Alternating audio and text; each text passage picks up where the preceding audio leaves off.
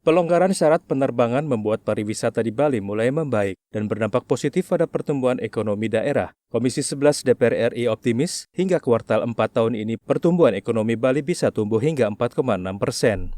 BPS mencatat ekonomi Bali tumbuh 1,46% secara tahunan pada kuartal 1 2022.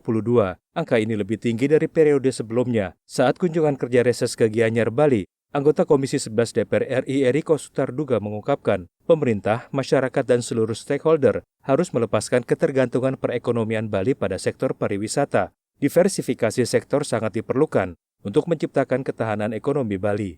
Eriko menyebutkan, misalnya dengan melakukan pemilihan sektor pertanian serta mengembangkan dan memberi nilai tambah pada seni budaya dan kerajinan khas Bali. Bali ini merupakan masyarakat yang agraris, masyarakat yang berseni tinggi, perupa, pelukis, dan semua hal yang berkaitan dengan produk-produk alam Bali bisa menjadi mempunyai nilai tambah, termasuk tadi masukkan bagaimana gula dari yang namanya pohon kelapa, gula dari buah kelapa yang bisa bertransformasi bukan hanya menjadi gula saja, tapi menjadi produk-produk makanan lainnya. Anggota Komisi 11 DPR RI Agun Gunanjar meminta pertumbuhan ekonomi Bali yang mulai naik harus bisa dinikmati seluruh masyarakat di Bali, bukan hanya daerah tertentu seperti Denpasar, melainkan juga daerah lain. Menurut Agun, pertumbuhan ekonomi Bali harus inklusif, merata, serta mampu mengurangi kemiskinan dan pengangguran.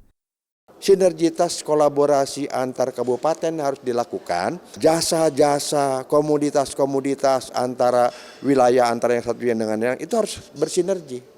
Sehingga siapa memberikan apa, siapa berkontribusi apa, itu akan semakin baik. Inilah yang dimaksud dengan pertumbuhan Bali ke depan bisa jadi ikon.